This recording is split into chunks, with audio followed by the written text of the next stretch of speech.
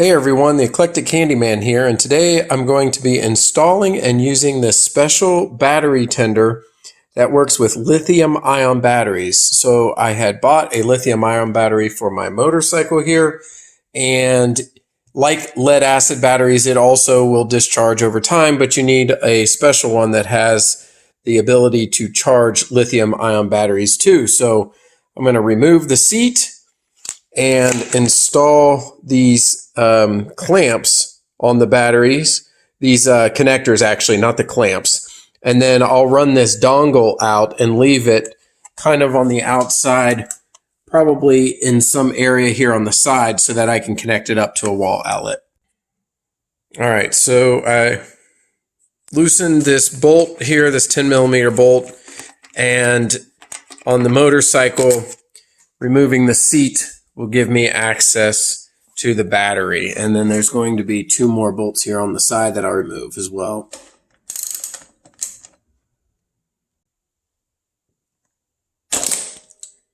So now that I have access to the battery, I've got access to the two terminals here. And on this lithium ion battery, there's actually a test button with LED lights, and none of them are lighting up as I press that, indicating that the battery is indeed dead. So we're going to hook up those clamps with the dongle coming off and then run this down where you can see the light coming through out of the back of the bike, and then we can plug it in. So you need to go ahead and loosen up the bolt on each side of the battery, and then we can add in the battery tender cable and dongle. So I got the clip out of the box. It has a fuse built in, or the harness, and I will put the positive right here on the positive terminal.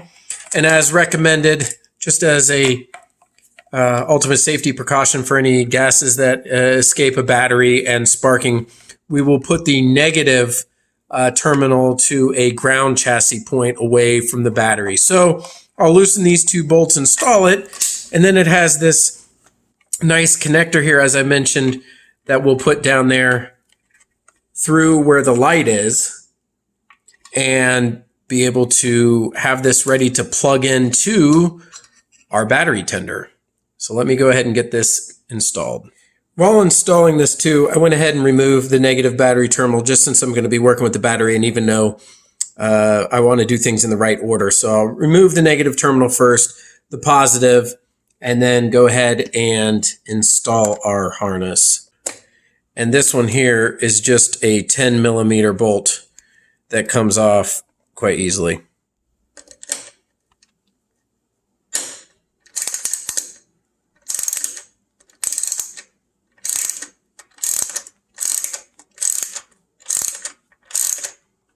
All right, now the negative terminal is secure.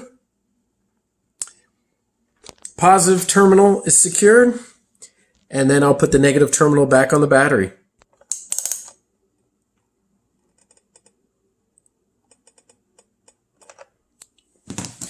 All right, now I've finished hooking up the battery tender harness here. And as you can see, I've run it out the side. So this will provide easy access for constant float charging from the battery tender itself. So let's get this plugged in and started.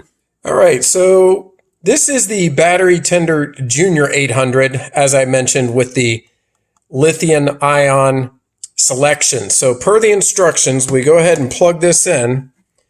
And before connecting to the bike, we need to select the lithium ion selection. You have to do that before. If not, they say you can unplug it, wait about 10 seconds, and then select it again before connecting to the bike. So let's go over to the bike and connect the harness now.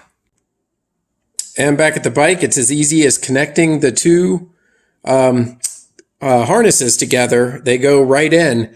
So you can plug this in when you're done riding, and there you have it. So let's go back to the battery tender and see if it's charging correctly. All right, and one of the things that I did read in both the reviews and in the manual from Battery Tender is that if you have an extremely dead lithium-ion battery, less than 3 volts, the battery tender will not recognize it, and that's what happened to me. So as per the reviews I had read, I used a traditional charger for literally 1 minute to kind of wake up the battery and get enough voltage in it. And then at that point, the battery tender is now charging as indicated by the solid lights on here. And so now this will charge up the battery bike on the bike, and then I will be able to always have a full charge. I really like these battery tenders. I've had them for both lead acid batteries, and now this is my first one with the lithium ion battery, and we'll see how it goes. So that's a quick look at installing a battery tender on a motorcycle battery. I hope this helped. Until next time, this is the Eclectic Handyman. See you later.